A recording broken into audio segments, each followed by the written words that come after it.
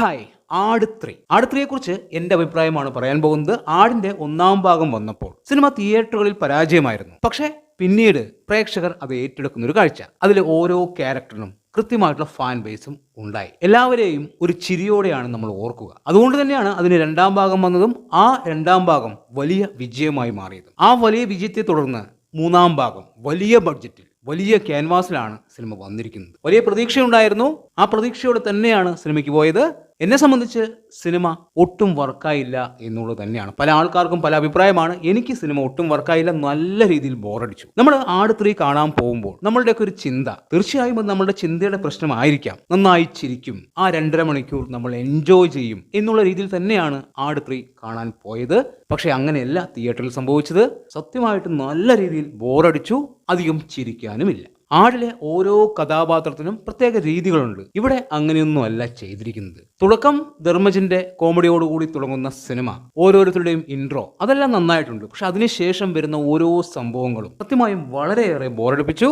പ്രത്യേകിച്ച് പഴയകാലം കാണിക്കുമ്പോൾ time travel, എന്തിനാണ് ഇത് ഇങ്ങനെയൊക്കെ ചെയ്തു വെച്ചത് എന്നെനിക്ക് മനസ്സിലായില്ല. നമ്മളെ രസിപ്പിക്കാനായി അവർ ഒരുപാട് പരിപാടികൾ അതിൽ ആസൂത്രണം ചെയ്തിട്ടുണ്ട്. പക്ഷേ എന്നെ സംബന്ധിച്ച് ഒരു രസമായി തോന്നിയില്ല. എനിക്ക് വളരെ നിരാശയാണ് സിനിമ കണ്ടപ്പോൾ തോന്നിയത്. അതായത് ബോറടിപ്പിച്ചു എന്നുള്ളത് തന്നെയാണ് ഈ സിനിമയിലെ ഏറ്റവും വലിയ നിരാശ.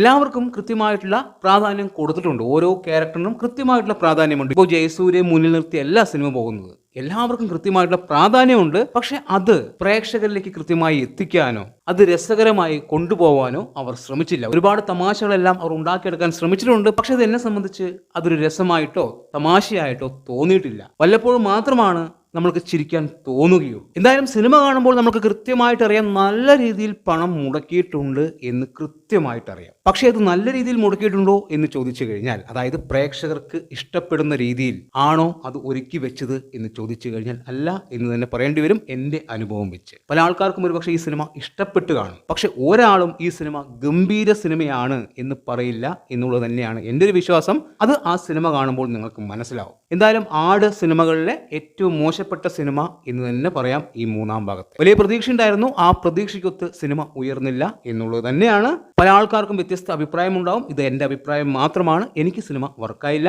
എന്തായാലും സിനിമ സാമ്പത്തികമായി വിജയിക്കട്ടെ എന്ന് ആഗ്രഹിക്കുന്നു. കാരണം ഒരുപാട് പണം മുടക്കിയെടുത്ത സിനിമയാണ്.